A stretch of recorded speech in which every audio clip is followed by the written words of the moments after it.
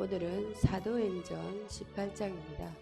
먼저 18장 1절부터 6절 말씀은 바울의 고린도 방문이란 주제로 말씀을 전하고자 합니다. 오늘은 우리는 바울이 아덴에서 엄청난 박해를 받았다거나 어떤 학대로 인해 그곳에서부터 도피해 갔다는 사실은 전혀 찾아볼 수 없다라는 것입니다. 다만 그는 거기서 냉대를 받았으며 선을 행할 수 있는 전망이 거의 없었습니다. 이제 그는 아덴을 떠나 고린도에 도착하였습니다. 2절에서 3절 말씀에는 바울의 생업 활동입니다. 첫 번째로 비록 그는 학자였으나 수공업 기술자이기도 했습니다. 그는 천막 제조업자였습니다. 유대인들은 그 자손들에게 지식과 재산을 물려주기도 했지만 자녀들에게 하나님의 직업 교육을 시키는 것이 그들의 관습이었습니다. 빵을 얻기 위한 정직한 직업은 결코 천시될 수 없는 것입니다. 청년기에 천막 제조 기술을 습득한 바울은 비록 활용하지는 않았어도 그 기술을 잊어버리지는 않았습니다. 두 번째로 그는 그가 개척했던 교회들의 재정적 지원을 받을 수도 있었으나 자립 목회를 지향하여 자신의 생계를 유지하기 위하여 일하였습니다. 이것은 바울이 재정 지원을 요청하지 않았다 해서 그를 돕지 아니한 교회들보다 지원을 요청하지 아니한 바울 자신의 뛰어난 점입니다. 바울이 얼마나 겸손했고 얼마나 겉면했는가를 보라. 그는 정신적으로 엄청난 일을 행할 수 있었으면서도 수고업에 종사하는 것을 부끄럽게 생각하지 아니하였습니다. 바울이 그의 사역에 얼마나 심혈을 기울였는가를 보라. 바울은 고린도후서 11장 7절 말씀에 보면 그리스도의 복음이 짐이 되지 않도록 하기 위해 손수 노동을 했던 것입니다. 3절 말씀에는 바울은 그 직업의 대가였을 것이라고 추정되지만 나의 품팔이 일을 하는 것에 대해 부끄러워하지 않았습니다. 그는 같은 직업을 가진 아굴라와 브리스길라와 함께 일했습니다. 그래서 그는 간신히 생계 유지를 할 수 있는 일당을 받았습니다. 네 번째로는 바울 자신이 위대한 사도였음에도 불구하고 아굴라와 브리스길라와 함께 노동에 종사한 것은 그들의 하나님의 일에 대해 매우 총명하다는 것을 알았기 때문이었습니다. 26절입니다. 따라서 로마서 16장 3절 말씀에 보면 바울은 그들을 예수 그리스도의 안에서 동역자들로 정하였습니다. 마찬가지로 우리도 예수 그리스도 안에서 동역자가 될 수 있는 자들을 선택하여 그들과 함께 일해야 합니다. 2절 말씀에 보면 아굴라는 유대인이었으나 본도 태생이었습니다. 그는 최근에 이탈리아에서 고린도로 온 사람이었습니다. 그가 이탈리아를 떠난 이유는 로마의 모든 유대인들을 추방시킨다는 로마 황제 글라우디오의 칙령 때문이었습니다.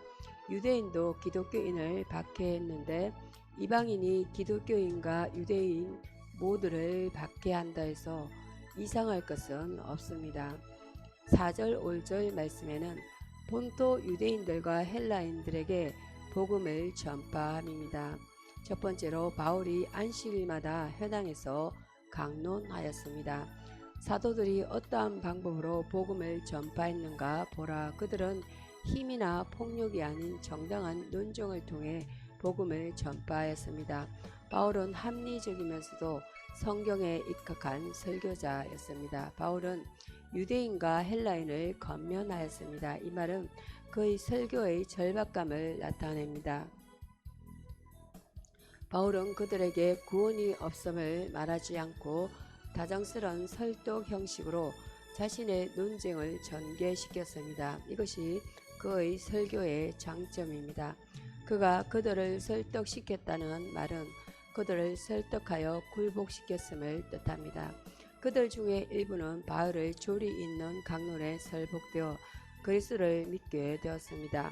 세 번째로 바울은 그의 동역자들이 그에게 왔을 때 하나님의 말씀을 5절 말씀입니다. 5절에 보면 하나님 말씀을 더욱 진지하게 전했습니다.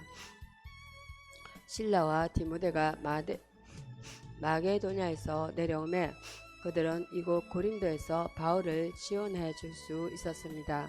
그래서 바울은 더욱 하나님의 말씀에 붙잡혀 전파하는 일에 전력하였습니다. 6절 말씀 이처럼 6절 말씀 전입니다. 이처럼 말씀에 붙잡힌 바 되어 바울은 유대인들에게 예수가 그리스도이심을 밝히 증거하였습니다. 6절 말씀을 보면 복음을 대적한 유대인들의 결벌이 됩니다. 첫 번째로 6절입니다. 수많은 유대인들은 그리스도의 복음에 대한 반대를 고집하였습니다. 저희가 6절에 대적하여 해방하였다라는 말은 상징적으로 말하면 그들이 복음에 반대하여 전투대형으로 정렬했다라는 의미입니다. 그들은 복음의 논종으로서 대항할 수 없었으므로 구실을 내세워 욕설하며 해방하였습니다. 두 번째, 이로써 바울은 그들과의 결별을 선언하고 그들이 불신앙 속에서 멸망하도록 내버려 두었습니다. 5절입니다. 하나님의 말씀에 붙잡혀 유대인들에게 증거했던 바울이 이제는 그들에게 6절입니다. 말씀을 전가하지 않기로 마음먹었습니다. 그래서 그는 의복을 흔들어 먼지를 털었습니다. 이것은 그들에게 절대로 말씀을 전가하지 않겠다는 표시였습니다. 이로써 바울은 그들과의 결별을 선언하고 그들에 대한 하나님의 심판을 경고했습니다. 바울은 자신의 역할을 완수했고 그들의 영혼의 피해에 대해서는 깨끗하였습니다. 그는 충성된 파수꾼처럼 그들에게 경고했습니다. 그러므로 이제 그들이 불신앙으로 멸망한다 해도 바울에게는 그들의 피해에 대한 책임이 없습니다. 어떤 사역자가 죄인들을 경고하는데 신명을 바쳤다고 양심에 전가할 수 있다면 그것은 본인에게 큰 위로가 됩니다. 만일 그 유대인들이 계속 불신앙을 고집한다면 6절입니다. 그들은 모두 저주를 받게 될 것이며 분명히 멸망하게 될 것입니다. 6절에 보면 너희 피가 너희의 머리로 돌아갈 것이요 비록 어떤 일로 해서 그들이 복음에 굴복하였다고 하더라도 책임을 피할 수 없을 것입니다. 바울은 비록 그들과 결별했으나 자신의 임무를 저버리지는 않았습니다. 6절에는 이후에는 이방인에게로 가리라. 최초로 초대받았던 손님들은 참석하지 않으려 했습니다. 이제는 어쩔 수 없이 길가에서라도 손님을 초청해야 할 상황이었습니다. 이처럼 유대인들의 타락은 이방인들의 풍요로움을 가져왔습니다. 사도행전 18장 7절에서 11절 말씀은 바울의 고린도 활동입니다. 첫 번째로 바울은 그의 숙소로 옮겼습니다. 그는 회당에서 쫓겨나 유디고 6절 7절 말씀입니다. 유스도라는 사람의 집으로 들어갔습니다. 이미 아굴라와 브리스길라는 함께 거하고 있었으므로 바울이 이 사람의 집에 간 것은 머물기 위해서가 아니라 그에게 전도하기 위해서였던 것 같습니다. 이 정직한 사람은 바울의 방문을 받아들였습니다. 또 바울은 회당에서 설교할 자유를 얻지 못했으므로 어떤 개인의 집에서 복음을 전했습니다. 첫 번째로 그 사람은 하나님을 섬기는 자였습니다. 그는 이방인이었으나 우상 숭배자는 아니었습니다. 두 번째로 그 집은 회당 바로 옆에 위치해 있었습니다. 필자가 생각하기에 바울이 회당의 유대인들과 가능한 한 가깝게 지내려 했음과 그의 메시지를 받아들일 경우 그들에게 돌아갈 마음의 준비가 되었음을 시사한 것은 그의 사랑의 정신에서 우러나온 것입니다. 그러나 바울은 8절 말씀, 바울은 유대인과 이방인들 모두에게서 훌륭한 성과를 거두었습니다. 8절 말씀에 보면 유대인으로 한 저명 인사했던 회당장 그리스도가 온 집으로 더불어 주를 믿었다. 이 사건은 유대인들에게 변명의 여지를 남겨주지 않았습니다. 즉 유대인들의 회당장이 복음을 믿었던 것입니다. 그러나 나머지 유대인들은 복음에 반대하고 해방하였습니다. 그럼에도 불구하고 그 회당장의 경우는 그 자신뿐만 아니라 그의 온 가족까지도 복음을 믿게 되었습니다. 이방인이었던 수많은 고린도 사람들도 말씀을 듣고 믿으며 세례를 받았습니다. 또 어떤 이들은 양심의 가책을 받아 바울의 설교를 들으러 갔으나 대부분의 사람들은 단지 호기심에 이끌려왔을 것으로 추정됩니다.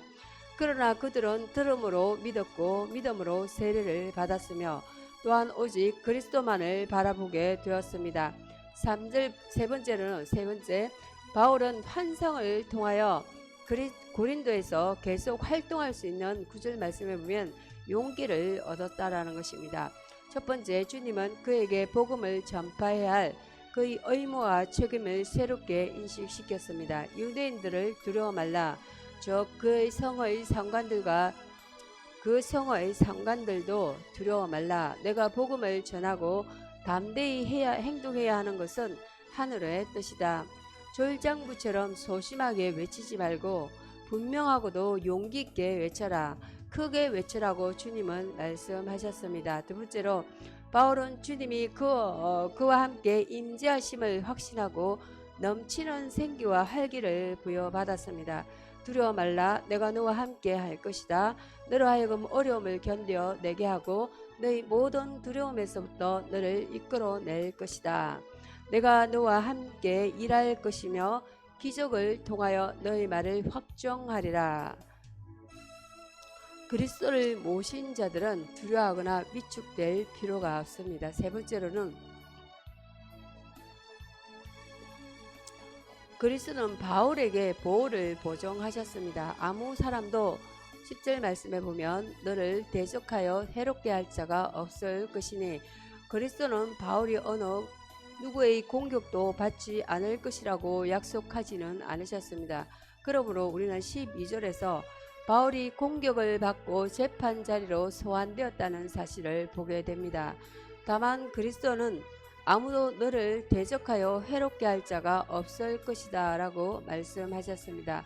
네 번째, 주님은 바울에게 성공의 전망을 제시하였습니다. 이 성중에 10절 말씀입니다. 내 백성이 많음이라. 그러므로 그 일에 즐거움을 갖고 용기 있게 행하라고 말씀하셨습니다.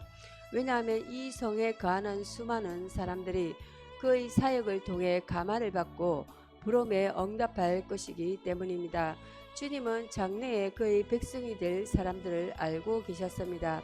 설사 그들이 그리스도를 모른다 해도 하나님 아버지께서 그들을 그에게 주셨으므로 그들은 그의 백성이다. 따라서 그는 그들 중 단 한 사람도 잃어버리지 않을 것입니다. 비록 이 성이 매우 불경스럽고 악하며 이곳의 비너서 신전 때문에 더욱 악이 넘치고 있습니다. 넘쳐 있다고 금이 함유되어 있는 것입니다. 그러므로 그리스도께서 고린도 지방 같은 곳에서조차도 수많은 백성들을 소유하셨다는 점을 인식할 때 우리는 어떤 장소에 있든지 절대로 절망해서는 안 됩니다. 네 번째, 바울은 주님의 이러한 격려에 힘입어 그곳에 오랫동안 머물렀습니다. 11절 말씀에 보면 1년 6개월을 유하며 그들 가운데서 하나님의 말씀을 가르치니라. 바울이 이처럼 오랫동안 그곳에 머물렀던 이유는 다음과 같습니다. 첫 번째, 복음 밖에 있는 자들을 그리스도에게로 이끌기 위한 것입니다. 하나님은 다양하게 역사하십니다. 그리스도가 고린도에서 택하신 백성들은 점진적으로 복음을 받아들였음이 분명합니다. 그리스도의 사역자들은 비록 그들의 일이 한꺼번에 성취되지 않는다 해도 계속 임무를 수행해야 할 것입니다. 두 번째, 복음 안에 거하는 자들을 성장시키기 위한 것이었습니다. 개종자들은 계속해서 하나님의 말씀을 배워야 할 필요가 있었습니다. 좋은 씨가 돌에 뿌려지자 곧 적이 와서 가라지를 뿌리듯이 거짓 사도들이 나타났으므로 고린도에서 바울은 이러한 가라지와 같은 거짓 사도들을 겉으로 비난했던 것입니다. 바울은 고린도에 오자마자 데살로니가 사람들에게 보내는 첫 번째 서신을 썼고 뒤이어 두 번째 서신을 보낸 것으로 추정됩니다. 사역자들은 훌륭한 설교로서 뿐만 아니라 훌륭한 서신을 씀으로써도 그리스도를 섬겨야 할 것입니다. 사도행전 18장 12절에서 17절 말씀은 갈리오 총독 앞에 선 바울이란 주제로 말씀을 전하고자 합니다. 여기서 우리는 치명적인 것은 아니었어도 약간의 권리를 침해당한 바울의 기사를 보게 됩니다. 첫 번째 12절과 13절 말씀에는 바울은 유대인들이 고소로 로마의 총독 갈리오 앞에 소환되었습니다. 이 총독은 아가야 지방의 통치 대행자 갈리오였습니다. 그는 저 유명한 세네카의 형으로 매우 관대하고 청렴하며 고결한 기품을 소유한 자였습니다. 그래서 그는 선량한 갈리오로 불리웠을 뿐 아니라 모든 사람들의 사랑을 받았던 것으로 전해집니다. 여기서 우리는 바울이 얼마나 어처구니 없이 갈리오 앞에 소환되었는가를 이해할 수 있습니다. 12절 말씀에 보면 유대인들이 일제히 일어나 바울을 대적하여 유대인들은 바울을 대적한 주모자들이었습니다. 이 문제에 있어서 그들은 분열되지 않았습니다. 그래서 그들은 만장일치로 바울을 대적하였던 것입니다. 그들은 분노와 폭력으로 그렇게 하였습니다. 따라서 그들은 폭동을 일으키고 바울을 재판의 자리로 급히 끌고 갔습니다. 그들은 갈리오 앞에서 바울에게 어처구니 없는 죄명을 뒤집어 씌웠습니다. 13절 말씀에 보면 이 사람이 율법을 어겨 하나님을 공경하라고 사람들을 권한다라는 것입니다. 그들은 바울이 사람들에게 하나님을 전혀 공경하지 말 것을 건넸다는 죄목으로 고소한 것이 아니라 율법에 어긋나게 하나님을 공경하도록 권했다는 제목으로 그를 고소했습니다. 그러나 그 고소는 부당한 것이었습니다. 고린도의 유대인들은 성전 봉사에 관한 율법을 준수할 수 없었으며 바울은 그들의 회당 예배에 대해 전혀 반박하지도 않았습니다. 이처럼 바울이 백성들에게 그리스도와 성령 안에서 하나님을 공경하도록 가르쳤을 때 그들은 마치 그가 율법에 어긋나게 하나님을 공경하도록 가르친 양 그와 싸우려고 했던 것입니다. 두 번째로는 갈리오는 그 기소를 기각하고 문제를 심리하려 하지도 않았습니다. 14절과 15절 내용입니다. 바울은 피고로서 답변하려 했으나 재판관은 이 기소 사건에 대해 어떠한 언도도 내릴 수 없다고 단정하여 그 문제를 심의하지도 않았습니다. 첫 번째로 갈리오는 심리의 대상으로 판단한 사건에 대해서는 재판을 집행할 태세가 갖추어졌음을 보여줍니다. 그는 유대인들에게 만일 무슨 부정한 일이나 괴악한 행동이 있으면 내가 너희 말을 들어주는 것이 마땅하니라고 말했습니다. 피해자의 권리를 옹호해주고 가해자에 대해서는 엄벌을 내리는 것이 행정장관의 임무입니다. 비록 고소자들이 마땅한 모든 격식을 갖추지 않는다 해도 행정장관은 그들의 고소 내용을 청문해야 합니다. 갈리오는 자신의 사법권 밖에 있는 어떤 사건으로 자기에게 소송을 제기하는 것을 15절 말씀입니다. 결코 제기하는 것을 결코 용납하지 않았습니다. 16절에 보면 그래서 그는 저희를 재판 자리에서 쫓아내었다라고 말씀합니다. 갈리오의 이러한 행동은 매우 정당했으며 이해할 수 없는 문제에 대한 재판을 거부한 그의 태도는 칭찬받을 만한 것이었습니다. 그는 유대인들의 종교에 관련된 사건에 관한 한 이들 스스로 해결하도록 내버려 두었고 자신이 그들의 악의의 도구로 사용되기를 꺼려하였습니다. 갈리오 자신이 하나님께 속한 것이라고 이해하고 있는 율법과 종교에 대해 경솔하게 말한다는 것은 분명히 잘못임을 알아야 했습니다. 갈리오는 마치 성경에 대해서는 알 필요가 없으며 또한 하나님의 율법에 대해서 안다는 것은 그에게 수치스러운 일인 것처럼 말했습니다. 그리고 하나님의 율법에 대해서는 모르는 듯 말합니다. 세 번째로 헬라인들이 소소데네에게 능력을 가했으며 이에 대해 갈리오는 17절입니다. 무관심을 표명했습니다. 무리들은 법정에 대해 신랄하게 비판하고 소소네들을 잡아다가 재판석 앞에 때렸습니다. 이 문제에 가해 많은 억측이 제기되고 있는 이유는 소소데네와 그를 영육한 헬라인의 정체가 불확실하기 때문입니다. 소소데네가 그리스도인이었다는 것이 가장 그럴듯합니다. 바울의 친구이자 고린도의 저명 인사로서 소소데네라는 사람이 있었던 것은 확실합니다. 고린도전서 1장 1절 말씀에 보면 고린도 교회에 보낸 첫 번째 서신에서 바울은 그를 형제라 불렀으며 그와 연명으로 편지를 띄웠습니다. 4절과 6절 말씀에는 그는 해당장으로 전해진다. 4절 6절 말씀에 보면 그를 능욕한 헬라인들을 살펴보면 그들은 복음을 반대한 유대인들과 합세한 자들이었음이 분명한 것 같습니다. 그들은 바울에 대하여 너무나 분개한 나머지 소소데네를 때렸던 것입니다. 또한 그들이 재판 자리 앞에서 그를 때린 행위는 갈리오에 대한 반발의 표시였습니다. 이로써 그들은 자신들이 갈리오를 무시하고 있으며 그가 그들의 집행자로 나서지 않는다면 그들 스스로가 재판관이 될 것이라는 그들의 의지를 그에게 표명하고 있는 것입니다. 법정은 물론 재판관들도 그 사건을 비난하였으며 백성들 또한 그리하였습니다. 그러나 17절 말씀에는 갈리오는 이 일에 상관하지 아니하였다라고 말씀합니다.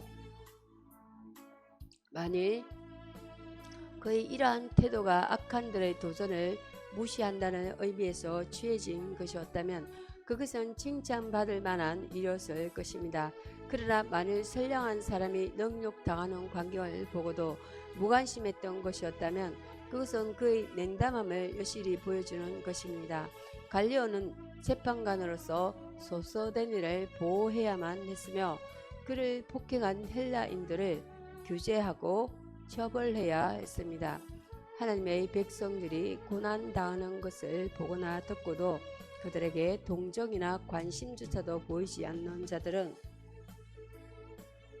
종교에 대한 그들의 관심의 여부를 떠나서 선한 사람이 자신의 면전에서 능력을 다하고 있는데도 이 일에 관계치 아니한 갈리와 똑같은 인간들이었습니다.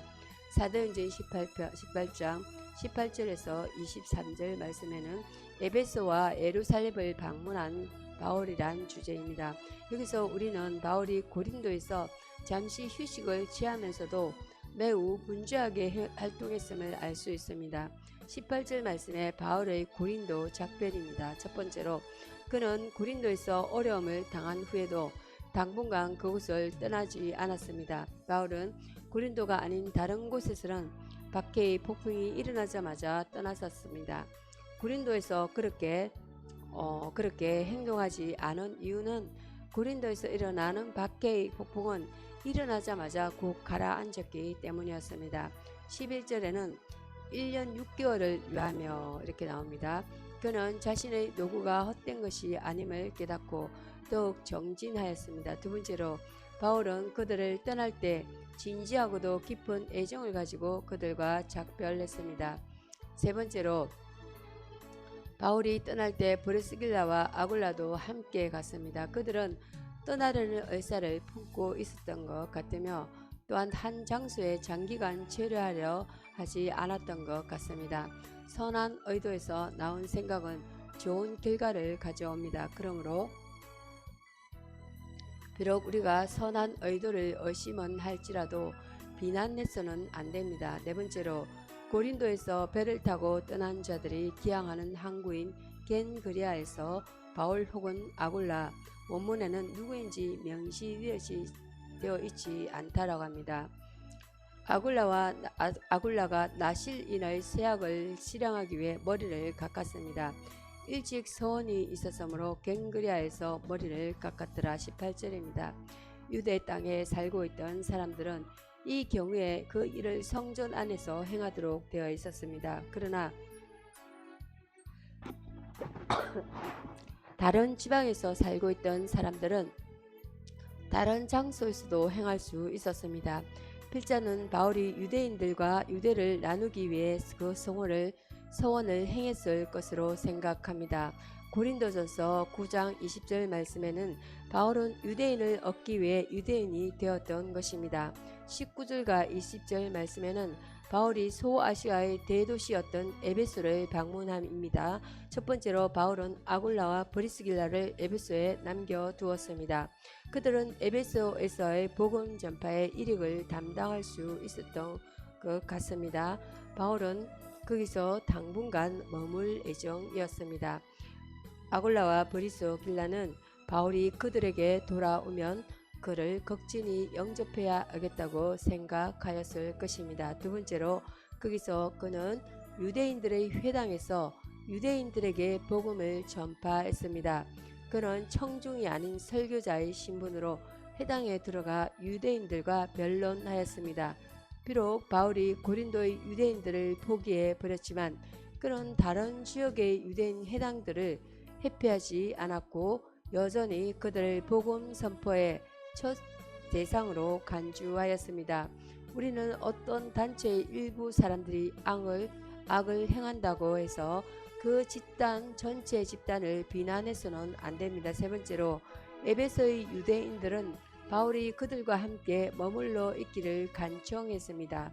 여러 사람이 20절 말씀에 더 오래 있기를 청하되 이 유대인들은 고린도의 유대인들보다 훨씬 기품이 있고 잘 교육받은 자들이었습니다. 이것은 하나님께서 그의 백성들을 아주 포기해버린 것이 아니라 그들 가운데 남은 자들을 두셨다는 증거입니다. 네 번째로 당시 바울은 그들과 함께 있으려 하지 않았습니다. 이를 허락하지 않고 작별하여 그는 어떻게 해서든지 이번 절기를 예루살렘에서 지키려고 했음이 분명합니다. 그 절기가 어떤 절기였는지에 대해서는 전혀 알 수 없습니다. 다섯 번째로는 바울은 이 여행을 마친 후에 에베소에서 당분간 시간을 보내겠다는 그의 뜻을 밝혔습니다. 한 가지 선한 일을 끝낸 후 다른 일을 모색함에 있어서 기회를 마련해 놓는 것은 매우 바람직한 일입니다. 그러나 그는 너에게 돌아오리라는 말에 만일 하나님의 뜻이면 이란 단서를 삽입했습니다. 우리의 시간은 하나님의 손에 달려 있습니다. 계획하는 것은 사람이지만 이것을 성취시켜 주시는 분은 하나님이시다. 그러므로 우리는 모든 약속을 하나님의 뜻에 의뢰하여 정해야 합니다. 21절과 22절 말씀에는 바울의 예루살렘 방문입니다. 방문 일정은 짧았습니다. 그는 바다를 건너 예루살렘 근처의 항구에 도착했습니다. 배를 타고 에베소를 떠나 가이사랴에서 상륙하여 그는 올라가 교회의 안부를 물었습니다. 필자는 여기서 언급된 교회가 분명 예루살렘 교회였을 것으로 생각합니다. 그의 예루살렘 방문은 친선 방문으로 그들에 대한 그의 진심의 선회에 순수하게 입증하기 위한 것이었습니다. 새로운 친구들이 늘어난다고 해서 옛 친구들을 잊어서는 안 됩니다. 이전에 맺은 우위를 다짐하는 것은 선한 사람들에게 있어서 하나의 기쁨이 됩니다. 그는 그들과 좋은 유대 관계를 맺으려고 애썼으며 그들이 서로 위로하고 서로의 성공을 기원하며 축하할 수 있게 되기를 원했습니다. 그것은 잠시 동안의 방문에 불과했습니다. 그는 올라가 교회의 안부를 물었으며 그들과 함께 머무르지는 않았습니다. 이 여행은 단지 일시적인 방문으로 계획된 것이었습니다. 하나님의 백성들은 흩어져 분산되어 있습니다. 그러나 때로 서로 만나본다는 것은 좋은 일입니다. 23절 말씀에는 바울이 이전에 복음을 전파한 지방들을 격려하여 돌아옴입니다. 그는 안디옥에 내려가 당분간 시간을 보냈습니다. 사도행전 13장 1절 말씀에 그것은 바울이 이방인들에게 복음을 전하기 위해 최초로 파송된 장소였습니다. 그는 안디옥으로 내려가 그것의 사역자들을 봄으로써 새로움을 힘을 얻고자 했습니다. 신실한 사역자가 그의 동역자들과 어울려 잠깐 시간을 보낸다는 것은 기분 전환에 있어서 매우 유익한 것입니다. 23절 말씀에는 얼마 있다가 떠나 갈라디아와 부르기아 땅을 차례로 다니며 바울은 갈라디아서 1장 2절 말씀에 이곳에서도 복음을 전파했으며 교회들을 세웠는데 23절 1장 갈라디아서 1장 2절 말씀에 보면 바울이 이 시골 교회들 이 교회들이 갈라디아의 어느 도시에 위치했다는 기록은 전혀 찾아볼 수 없습니다. 이 바울이 교회들을 차례대로 방문한 목적은 그가 심고자 노력한 교회들에게 물을 주고 모든 제자들을 굳건하게 하기 위함이었습니다. 그들에게 보인 바울의 호의는 그들에게 격려가 되었습니다. 그러나 그것이 전부는 아니었습니다. 그는 그들을 강건케 하는 설교도 전했습니다. 제자들은 용기를 얻는 것이 필요했습니다. 사역자들은 기진맥진한 자들로 하여금 그리스도를 향하게 함으로써 그들을 강건케 해야 합니다. 사도행전 18장 24절에서 28장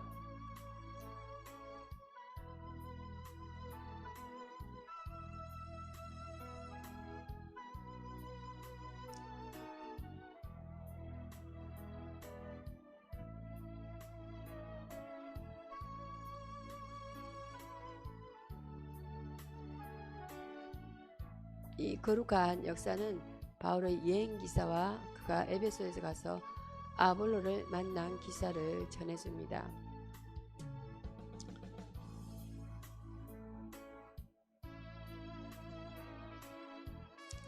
사도행전 18절 1절에서 17절의 핵심 내용은 2차 전도 여행에 나선 바울의 최종 사역지는 고린도였습니다.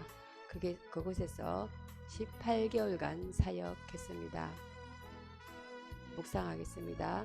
18장 1절에서 3절 보면 고린도에서의 바울의 사역입니다. 고린도에서 바울은 아굴라와 브리스길라 부부를 만나 사역을 하였으며 그들과 함께 장막을 만드는 일을 했습니다.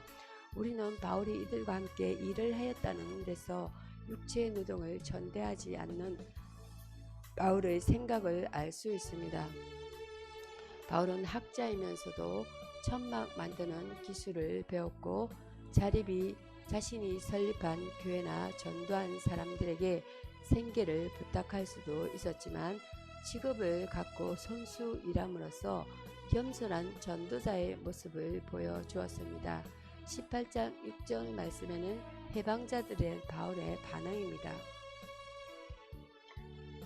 바울은 해방자들을 향하여 옷을 떨며 너희 피가 너희 머리로 돌아갈 것이요 나는 깨끗하니라 이후에는 이방인에게로 가리라고 했습니다.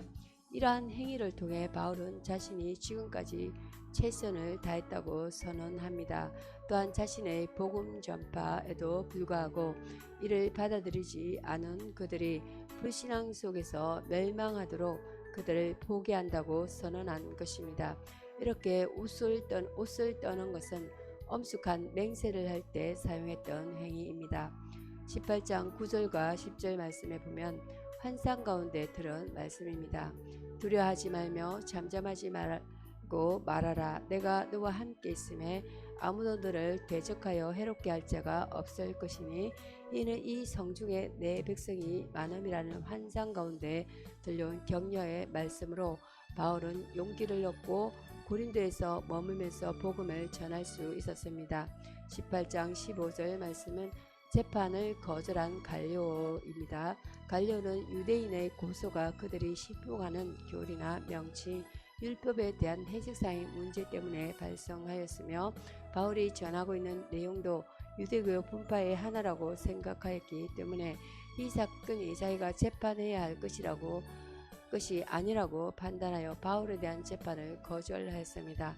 이와 같이 갈리오는 당시 로마의 식민지 정책이었던 정교 분리를 확실하게 수행한 것입니다. 18장 18절은 갱그리아에서의 바울입니다. 바울은 이곳에서 머리를 깎았습니다. 나실인의 머리는 그의 구빌됨이 더럽혀졌을 때 깎아야 했고 또 서원한 기일이 찼을 때도 머리를 밀었는데도 아마도 바울의 경우는 후자일 것 같습니다. 18장 2절 3절에 보면 바울이 고린도에서 만난 사람은 누구이며 그들과 함께 한 일은 어떤 일입니까? 아굴라와 브리스길라 부부를 만났고 장막을 만드는 일을 하였으며 우리는 바울이 이들과 함께 일하였다는 데서 육체의 도정을 쳤대하지 않는 바울의 생각을 알 수 있습니다. 바울은 학자이면서도 천막 만드는 기술을 배웠고 자신이 설립한 교회나 전도한 사람들에게 생계를 부탁할 수도 있었지만 직접 직업을 가짐으로써 겸손한 전도자의 모습을 보여주었습니다. 18장 6절 말씀은 바울은 해방자들에게 어떻게 하였는가입니다. 바울이 해방자에게 어떻게 하였습니까? 옷을 떨며 너희 피가 머리로 돌아갈 것이요 나는 깨끗하니라 이외에는 이방인으로 가리라고 합니다. 바울은 자신이 지금까지 최선을 다했다고 선언하며 그들이 불신앙 속에서 멸망하도록 포기한 것입니다. 옷을 떠는 것은 엄숙한 맹세를 할 때 사용되었던 행위입니다. 18장 9절과 10절에는 바울이 환상 가운데 들은 말은 무엇입니까? 두려워하지 말며 잠잠하지 말고 말하라. 환상 가운데 내가 너와 함께 있음에 아무도 너를 대적하여 해롭게 할 자가 없을 것이니 이는 이 성중에 내 백성이 많음이라 라고 환상 가운데 들은 말씀입니다. 이 환상으로 바울은 용기를 얻고 1년 6개월 동안 고린도에 머물면서 복음을 전할 수 있었습니다. 18장 15절은 갈리오가 재판을 거절한 이유입니다. 갈리오는 유대인의 고소가 그들이 신봉하는 교리나 명칭, 율법에 대한 해석상의 문제 때문에 발생하였으며 바울이 전하고 있는 내용도 유대계의 분파의 하나라고 생각하기 때문에 갈리오는 이 사건이 자기가 재판해야 할 것이 아니라고 판단한 것입니다. 갈리오는 당시 유대의 식민지 정책이었던 정교 분리를 확실하게 수행한 것이라고 말씀드렸습니다. 18장 18절이 바울의 갱그레아에서 한 일입니다. 바울이 갱그레아에서 무슨 일을 하였습니까? 18절 말씀 보면 머리를 깎음입니다. 나실인의 머리는 그의 구별됨이 더럽혀졌을 때 깎아였고 또 서원한 기일이 찼을 때도 머리를 밀었는데 바울의 경우는 후자일 것입니다. 후자일 것으로 추측하고 있습니다. 추측합니다. 이는 바울이 유대인이면서도 율법에 얽매이지 않았음을 말해줍니다. 기도하시겠습니다.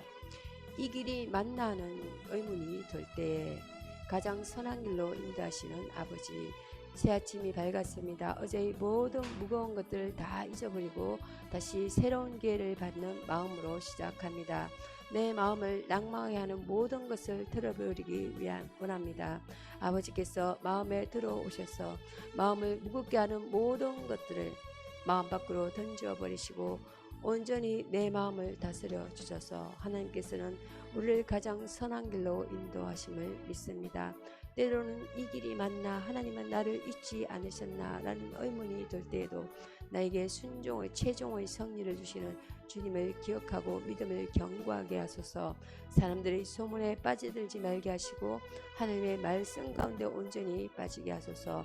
내게 들려지는 소리에 더 믿음을 부여하지 말고 하나님 앞에 기도하면서 내 마음에 울려 퍼지는 주님의 음성에 더 믿음으로 반응하게 하소서.